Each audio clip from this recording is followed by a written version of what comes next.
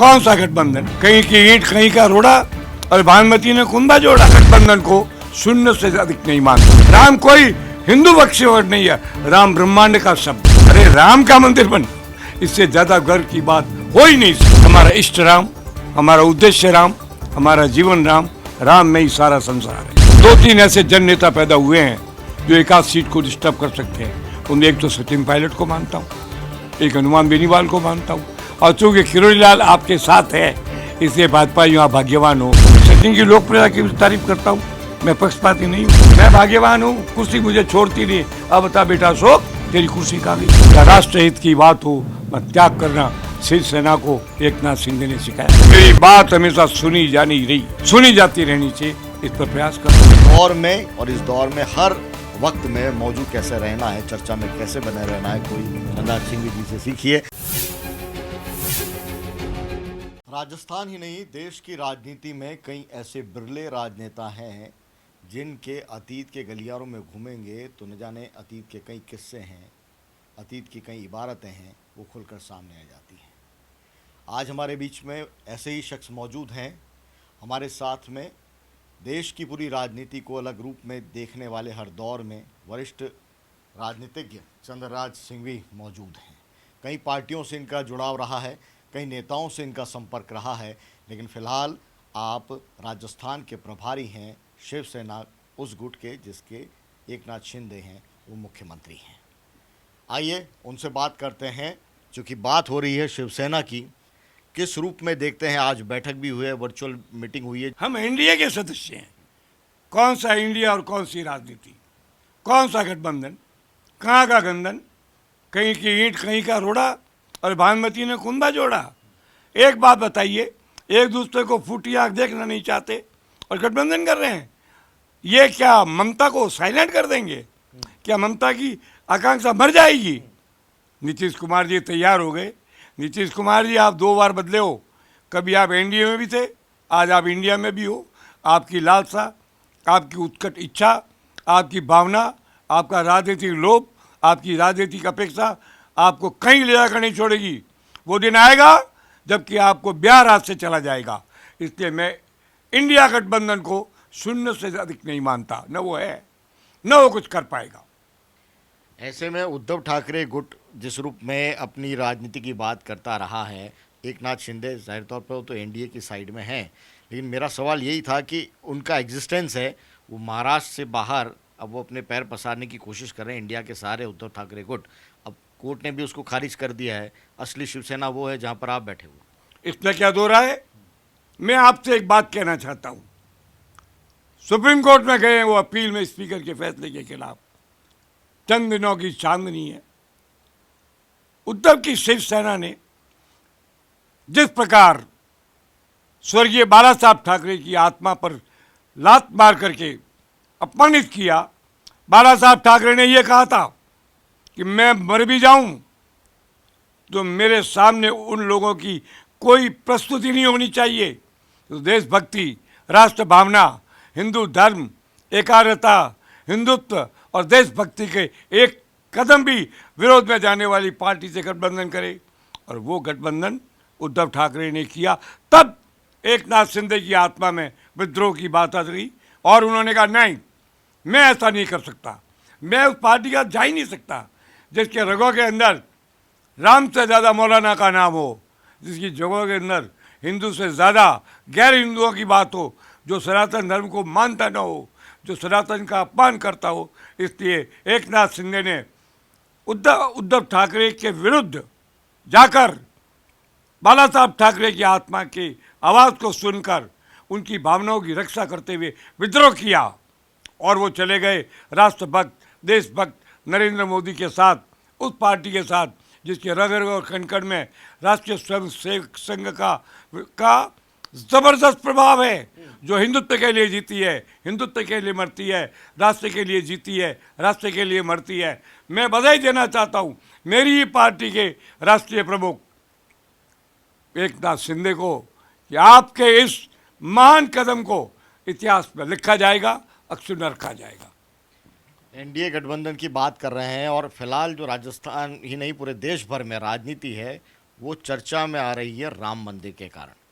राम मंदिर का वो दौर भी आपने देखा है, आडवाणी की यात्रा और तमाम उस दौर के आप गवाह रहे हैं अलग अलग दौर के नेताओं के साथ में।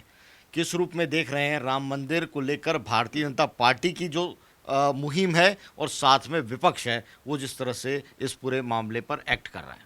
वैसे तो मैं एक लाइन कहूं, जब ऋतुमरा ने कहा था कि राम जन्म का कमरा निश्चित किया जाए, तब मैंने प्रतिक्रिया में कहा था, अरे भाई, राम जब उस कमरे में जन्मा तो राम अयोध्या और कमरे में नहीं जन्मा, राम ब्रह्मांड में पैदा हो गया। राम कोई हिंदू पक्षी वर्ड नहीं है, राम ब्रह्मांड का शब्द है। राम से ब्रह्म उत्पन्न हुआ है, राम से विश्व उत्पन्न हुआ है, कई धरतियाँ उत्पन्न हुई है, राम से हमारा इतिहास उत्पन्न हुआ है, राम से हमारा प्राग इतिहास उत्पन्न हुआ है। अरे राम का मंदिर बनना, इससे ज़्यादा गर्व की बात हो ही नहीं सकती। और जब बड़ी खुशी के साथ भारतीय जनता पार्टी ने कांग्रेस के नेताओं को प्रोग्राम में आने का निमंत्रण किया तो उन लोगों ने इसे ठुकराया। तब मैंने इतना ही कहा था, विनाश काले विपरीत बुद्धि। अरे भाई, राम है, तुम राम को कैसे बोल सकते हो? क्या बोलते हो तुम? मृत्यु के उपरांत राम, जन्म पर राम, हमारा इतिहास राम, हमारा भूगोल राम, हमारा देश राम में, हम राम में, आप राम में, सभी राम में। कौन राम में नहीं है? इसलिए इतनी बड़े इस मान कार्य के लिए नरेंद्र मोदी को सैकड़ों वर्षों का याद किया जाएगा और जो इसके अंदर मदद करेंगे वे अमर हो जाएंगे। जो राम का पुजारी है वो आप समझिए अपने मोक्ष गाम के रास्ते का पुजारी है। जो राम का विरोध करता है वो हराम का पुजारी है और उसे ऐसे आदमी को इस भारत में रहने भी नहीं दिया जाना चाहिए। कांग्रेस ने मंदबुद्धि का ऐलान किया है। महात्मा गांधी मरे दे हे राम क्यों बोले? हमसे पूछ के बोले थे क्या? वो राम ही बोला जाता। और मरते हैं जब हमारी सीढ़ी के पीछे क्या राम नाम सत्य क्यों बोलते हो? अल्लाह नाम सत्य तो नहीं बोलते हो? क्यों बोलते हो? क्यों? हमारे कण कण में राम है। मैं जैन हूँ मगर मैं आपको दावे से, हमारा कोई भी जैनियों का ऐसा जाति का विद्रोह नहीं है जिसका नेतृत्व कोई इनको सनातन न करता हो। मैं सिंह भी हूँ, हम सिंह भी लगाते हैं, पर हमारे गले में भगवान शंकर के नाग रहते हैं। कोई हमारे देवता उनके देवी रहती है। हमारे सबके सिद्धांत और दर्शन तो जैन है। हमारे रगों में और कण कण में भारतीय जनता पार्टी के सिद्धांतों के अनुसार मैं अपने आप को जैन सनातनी कहता हूँ। ऐसा ही सबको कहना चाहिए। यह देश राम के बिना सुना है। अरे राम के बिना तो कृष्ण भी नहीं थे, वो भी राम की पूजा किया करते थे। हनुमान जी राम की पूजा करते हैं। हमारा धर्म राम की पूजा करता है। हमारा इष्ट राम, हमारा उद्देश्य राम, हमारा जीवन राम, राम में ही सारा संसार है। लेकिन चंद्रा जी, राम के नाम पे या राम के अस्तित्व पर या राम के प्रति आस्था पर तो कोई आपत्ति नहीं है। कांग्रेस ये मुद्दा उठा रही है कि अधूरा मंदिर है। शंकराचार्य भी कह रहे हैं कि अधूरा मंदिर है और ऐसे में प्राण प्रतिष्ठा का कार्यक्रम, धार्मिक विधि विधान है, वो उपयुक्त नहीं है। ये एक उन्होंने कारण बताया है बाइकॉट का भी। क्या कहिए? गलत, बिल्कुल गलत।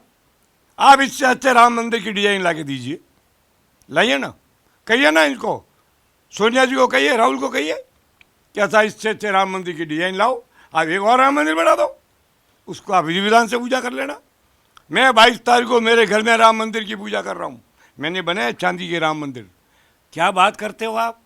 त्रुटि निकालना क्या है? ये तो ऐसी बात हुई, एक आदमी बहुत खूबसूरत था, अत्यंत रूपवान था। तो एक आदमी ने उससे पूछा, भाई इसमें इसके बारे में क्या कहना चाहते हो? बोला खूबसूरत है, लालित्यवान है, इसका अच्छा वक्तव्य है, मगर ये आदमी देखता थोड़ा टेढ़ा है, ये कोई कमजोरी है क्या? अरे कृष्ण भगवान से सीखो। कृष्ण भगवान जा रहे थे तो उन्होंने कहा कि प्रशंसा करना सीखो। रास्ते में कुत्ता बड़ा, उसके दांत चमक रहे थे। इस पर पांडव हंसने लगे। तो हंसते क्यों? क्या देखा तुमने इसमें? कि ये तो कुत्ता है, मर गया। मूर्खों, इसके दांत की चमक को देखो। कृष्ण ने कहा हर बुराई में अच्छाई देखो। ये कांग्रेसी पागल हो गए हैं, अच्छाई में अच्छाई नहीं देखते, अच्छाई में बुराई देखते हैं। ये तो इस युग में नहीं, आने वाले अपने अलग अलग हर वर्ण में, हर युग के अंदर इसकी सजा पाएंगे। राम अपमान करने वाला कोई शुद्ध और विशुद्ध आदमी रह ही नहीं सकता। राम मंदिर को लेकर जो आंदोलन चला उसमें कई बड़े नेताओं को नहीं बुलाने को लेकर भी चंपत राय जो है उनका स्टेटमेंट आया था, उसको उस रूप में कैसे देख? कर दिया ना ठीक, बुला लिया ना आडवाणी जी को, मुरली मनोहर जी को। और मैं तो एक बात कहता हूँ, क्यों निमंत्रण की प्रतीक्षा करते हो? राम के भक्त तो चले जाओ, राम द्वारा हर एक के लिए खुला है। हमें तो कोई निमंत्रण नहीं आया, तुमने घर में ही राम मंदिर बना लिया। 22 तारीख को हम कैसे भूल सकते हैं? 22 तारीख तो वो है जिसने इस हिंदुस्तान के अंदर दिल्ली में लाल किला मारा, वो दिन भी इतना बड़ा नहीं था। पांडवों ने इंद्रप्रस्थ की स्थापना की, वो दिन भी इतना बड़ा नहीं था जितना राम मंदिर की स्थापना अयोध्या में हो वो दिन है। इसलिए इस पर निमंत्रण बुलाना चाहिए, गलती है तो सुधारनी चाहिए। इसके लिए मैं नहीं कहता कि मोदी जी और उनकी पार्टी कुछ जिम्मेदारी है तो उनको माननी चाहिए। अडवाणी के एक एक ईंट के पत्थर पर राम लिखा था, मैं उनको नमस्ते करता हूँ। है मैं राजनीतिक रूप से मोदी का समर्थक हूँ, पर आध्यात्मिक रूप से इस नींव में जो योगदान अडानी का है, अडवाणी का, राम खुद स्वयं नरेंद्र मोदी नहीं भूल सकते और भूलते भी नहीं। राजस्थान की बात कर लेते हैं चंद्रराज जी। राजस्थान के अंदर भजनलाल सरकार है, उन्होंने भी एक आदेश निकाला और उसको लेकर भी कांग्रेस को ऐतराज़ है और स्टेटमेंट है वो आए हैं कि अलग अलग जो सरकारी खर्च से मंदिरों के अंदर जो साज सज्जा होगी, इसको भी एक तरह से उन्होंने कहा है कि ये सरकारी कार्यक्रम बना दिया गया है, जबकि ये विशुद्ध रूप से धार्मिक कार्यक्रम था। अतिरिक्त है, धार्मिक को रोका नहीं गया है, एक्स्ट्रा करती है गवर्नमेंट, देती है मंदिरों के रख रखाव के लिए। अच्छा है ये कहा जाए कि नाथ द्वारा का मान, नाथ द्वारा मैं धार्मिक पूजा नहीं कर सकता, वो गलत है। पर यह कहा जाए वो भी कर सकता है और सरकारी जिलाधीश भी आकर के चरण में बैठता है, नथिंग रॉन्ग। ये इम्प्रूवमेंट है, डिस इम्प्रूवमेंट नहीं है। और भजनलाल तो साफ सीधा आदमी, सिंपल आदमी है, उनके मन में षड्यंत्र है ही नहीं, कुटिलता है ही नहीं। इसलिए उनके बनने के बाद सब सरकारी अधिकारियों का स्थानांतरण हुआ तो केवल पार्टी के स्वार्थ में नहीं हुआ। कुछ अच्छे लोग थे उनको रखा भी गया है, कुछ गलत लोग थे उनको हटाया भी गया है। मैं आपको एक बात कहना चाहता हूँ, अगर भजनलाल जी ज़्यादा कड़क होते तो कर्णपुर में पार्टी की बेइज्जती नहीं होती।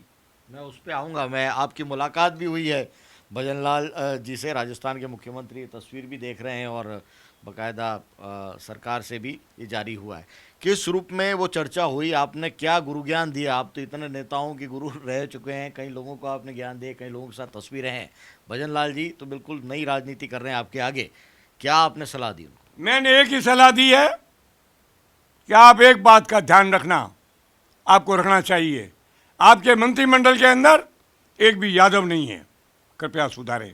आपके मंत्रिमंडल ने पहली बार ऐसी सरकार बनी है जहाँ एक भी वैश्य और जैन कैबिनेट मंत्री नहीं है, इसे सुधारिए। आपके मंत्रिमंडल के अंदर एक साधारण राजपूत भी होना चाहिए, आप उसे डालिए। हम सुझाव दे सकते हैं, निर्णय करना उनके हाथ में है। और मेरे को पक्का विश्वास 6 जगह खाली है, इन 6 जगह भरने के बाद फिल्म द गैप कंप्लीट हो जाएगा और भजनलाल की ये सरकार ठाठ के साथ, प्रतिष्ठा के साथ, इज्जत के साथ दिन ब दिन, month by month, year by year आगे चलेगी। और जो लोग सोचते हैं, जो प्रचार करना चाहते हैं कि ये सरकार कैसे चलेगी, उन्हें मालूम नहीं ये सरकार चलेगी नहीं, दौड़ेगी। थोड़े दिन और रुक जाओ, चुनाव हो जाने दो। जब तक भजनलाल जी किसी को भी नाराज़ करने की स्थिति में नहीं है, मगर वो सच्चाई पर आएंगे। और निश्चित रूप से अभी तक 6 फैसले हुए, आज तक कांग्रेस सरकार ने एक भी ऐसा फैसला किया? बोलिए आप। सिम की स्थापना कर दी, एक एंटी गुंडा फोर्स बना दिया, ईआरसीपी को तेज करने का कह दिया। कौन सा गलत काम किया है? सही काम किया है। और मैं कहता हूँ भजनलाल जी आपके साथ हो सकता है कांग्रेस के कुछ बड़ी नेता निजी स्वार्थों के साथ साथ न दे, मगर देश प्रदेश की जनता देख रही है और आपकी शराफत को आपके जनता नजाकत के साथ समर्थन देगी, ये मेरी घोषणा है। श्रीकरणपुर का फैसला उसको किस रूप में देखते हैं? बहुत गलत हुआ, बहुत गलत हुआ। ये तो ऐसे एक रास्ता खोला गया था कि वो किसी एक एमएलए की सीट खाली हो तो वहाँ किसी को मंत्री बना के चुनाव लड़वा दो। This is wrong, absolutely wrong. मैं इस फैसले के पक्ष में नहीं हूँ। सीधा लड़ा देते, हार जाते। एक एमएलए के सामने एमएलए हारता, क्या बड़ी बात थी? एक मूर्खता के कारण एक एमएलए के सामने एक सरकार हार गई, कि इससे ज़्यादा क्या बदनामी होगी? और मुझे तो ताज्जुब है कि राष्ट्रीय सेवक संघ के रहते, जिसका यहाँ का प्रचारक, प्रांत प्रचारक निम्बाराम जैसा स्ट्रांग चरित्रवान आदमी है, ये फैसला हुआ कैसे? अगर ये होना था बताते, जाके दिल्ली को बताते, और फिर दूसरे दिन भास्कर के अंदर फ्रंट पेज पर ये छापा गया कि ये फैसला ये निर्णय दिल्ली का था, तो आप क्या सो रहे थे? या के लोग क्या करे? कहना चाहिए था ये रिस्क है, हम नहीं लेंगे। और क्यों लेते? ज़्यादा से ज़्यादा ये होता कि एक MLA जो 15,000 से हार गया, 25 से हार गया, क्या बुराई थी इसके अंदर? किसके कहने पे मिसफायर ये मैं नहीं कहता, मैं व्यक्तिगत आरोप किसी पर नहीं लगाता, सब मेरे भाई के समान है। वैसे सारे जूनियर हैं भाई, भतीजे कहे जा सकते। मैं तो 60 साल से राजनीति में हूँ, मेरा ख्याल है उस समय कईयों का जन्म नहीं हुआ था, पर मैं सच्चाई कहनी, लोग मुझे कहते हैं आपका क्या इंटरेस्ट है? सच्चाई कहना इंटरेस्ट नहीं, कर्तव्य है, मेरा कर्तव्य है। मेरे गले में एक बिल्ला रहता है जिस पर लिखा हुआ है जिसकी जबान का पता नहीं, उसके बाप का पता नहीं। मैं जीवन भर इस सिद्धांत को मानता रहूँ, आगे भी मानता रहूँगा। अच्छा, मुझे बताइए, राजस्थान में अब लोकसभा चुनाव, विधानसभा में तो सरकार आई है, लेकिन 25 सीटें वापस जिताना और मोदी सरकार अगली 2024 में आए, उसको लेकर राजस्थान की जो तैयारियां हैं भारतीय जनता पार्टी की और आपकी शिवसेना पार्टी की, किस रूप में उसको देख रहे हैं? मेरा तो अपना व्यक्तिगत प्रोग्राम है। मैं तो 50 जगह, मैंने कहा शिवसेना से, परसों मेरी मीटिंग है दिल्ली में, मैंने क्लियर कहा है एक नाथ जी को कि मैं अपनी सीमा और केवल राजस्थान की सीमा में बाध्य नहीं मानता। मैं गुजरात का 2 बार प्रभारी रहा हूँ, मध्य प्रदेश का मोस्ट पावरफुल प्रभारी रहा हूँ। मैं तो तीनों स्टेट में जाऊँगा, प्रचार करूँगा, मोदी के लिए वोट मांगूंगा, हर जगह प्रेस कॉन्फ्रेंस करूँगा। आम पब्लिक के लिए तो मंच चाहिए, वो मंच मेरी पार्टी के पास नहीं है, पर मेरी वाणी मेरे पास है। अब आपने पूछा कि तैयारी कैसी है, हमें पूछा ही नहीं गया, हमसे राय नहीं ली गई। ये ज़्यादा होशियार है, तो इनको अपनी होशियारी दिखाने दो, हम मदद करेंगे, चाहे हमें क्रेडिट मिले या न मिले, हम मदद करेंगे। हम चाहेंगे 25 सीट आए, लेकिन मैं एक बात आपसे कहना चाहता हूँ, राजस्थान के जन नेताओं में 2-3 ऐसे जन नेता पैदा हुए हैं जो एक आध सीट को डिस्टर्ब कर सकते हैं। उनमें एक तो सचिन पायलट को मानता हूँ, एक हनुमान बेनीवाल को मानता हूँ, और चूँकि किरोड़ी लाल आपके साथ है इसलिए भाजपा यहाँ भाग्यवान हो। आपके साथ प्रहलाद गुंजल है इसलिए आप भाग्यवान हो। गुर्जर नेता, मीणा नेता सब आपके साथ है। कुछ जाट नेता आपके खिलाफ है, आप संभालिए। कुछ राजपूत नेता अति आकांक्षी और अति उम्मीद करने वाले हैं जो मान के चलते हैं कि उनके बिना दुनिया नहीं चलेगी। ये तो ऐसी बात है कि कोई आदमी कहे ऊँट के मुंह में जीरा, इस प्रकार की कल्पना है, इसको मैं नहीं मानता। राजस्थान के अंदर लोकसभा चुनाव में आपने कहा कि तमाम जो नेता साथ में है, लेकिन अभी भी सोशल मीडिया पे या अलग अलग गलियारों में या सचिन पायलट का स्टेटमेंट भी है कि किरोड़ी लाल मीणा को उनके कद से कम पद मिला। मैं 10 बार ये बात कह चुका हूँ, मिला ही नहीं। क्या बात का? किरोड़ी का व्यक्तित्व, संघर्ष की क्षमता, लड़ने की हिम्मत, भिड़ने की ताकत और अगले आदमी को झुकाने की ताकत, मांग मनवाने की ताकत, गरीबों के साथ रहने की ताकत, सड़क पर सोने की ताकत। अरे इन बाकी भाजपाई 80% नेताओं को तो इसका एक टकरे के बराबर भी हैसियत नहीं है। इसलिए मैं कहता हूँ, लेकिन मैं बीजेपी में रहते हुए भी सचिन की लोकप्रियता की तारीफ करता हूँ। मैं पक्षपाती नहीं हूँ, लड़का अच्छा है, काम करता, तो आते हैं लोग। आप बताइए मैं किसकी तारीफ करूँ? नाम बताओ, मैं कर देता हूँ। होनी चाहिए गुण योग्य, मैं जरूर करूँगा। मेरा रिश्तेदारी नहीं है। मैं प्रहलाद गुंजल हारा तो भी कहता हूँ वो हारा नहीं है, वो जीता है। उसको उसी की पार्टी के बड़े नेताओं ने हरवाया है। इस साजिश को मैं जानता हूँ, मैं बोलना नहीं चाहता हूँ। वक्त आएगा तो मैं वो भी बोलूँगा। तीसरा आदमी कौन है? नाम बताओ आप। ज्योति मिर्जा हारती नहीं। अगर भारतीय जनता पार्टी पूरी ताकत लगती तो उसको भी हराया कांग्रेसियों ने, क्योंकि मुसलमानों ने हरा दिया। अब आप बताइए ऐसी चाल करना कौन करता है? कांग्रेस में था। अब अशोक गहलोत था पहले, उसका तो मानस जीरो ही था। वो तो शून्य के बराबर व्यक्तित्व का आदमी था। वो रोज रोज कहता था मैं भाग्यवान हूँ, कुर्सी मुझे छोड़ती नहीं। अब बता बेटा अशोक, तेरी कुर्सी कहाँ गई? तेरा भाग्य कहाँ गया? अब मैं ये कह दूँ तू भाग्य नहीं, 15 साल रह लिया। जिस प्रांत के अंदर आपकी हैसियत डिप्टी कलेक्टर बनने की नहीं थी, आप उस प्रांत के 3 बार चीफ मिनिस्टर रह गए, क्योंकि आपके पास वो ताकत थी जिस ताकत से लोग बिकते हैं। और सोनिया गांधी और कांग्रेस हाईकमान की लालसा पूरी करने में अशोक जी आपसे तगड़ा कोई आदमी नहीं था, इस बात को कहा जा सकता है। इसलिए मैं तो बधाई देता हूँ। जैसे कैसे भी था, अशोक गहलोत 15 साल मुख्यमंत्री रह गया, जहाँ नाथुराम मिर्जा नहीं रह सका, चंद्रमल वैद नहीं रह सका, हीरालाल देव नहीं रह, आपका कुछ तो गुण है। इसलिए मैं अशोक गहलोत की व्यक्तिगत आलोचना करने से भी बचता हूँ। अच्छा, राजस्थान में अब क्योंकि 7 सांसद हैं, वो विधानसभा के अंदर आ गए, टिकट चुनाव लड़े, उसमें से 4 हैं वो चुनाव भी जीते, 3 नहीं हैं। तो अब लोकसभा सीट के लिए फिर मंथन होगा। तो मेरे 2 सवाल हैं। पहला तो ये कि राजेंद्र राठौड़ को के लिए कहा जा रहा है कि दिया कुमारी की सीट है वो उनको मिल सकती है। और दूसरा मेरा सवाल ये है कि आपकी शिवसेना है, उसका भी कोई दावा बनता है क्या इन 25 सीटों में किसी? हमारा 25 सीटों पे जिताने का दावा बनता है।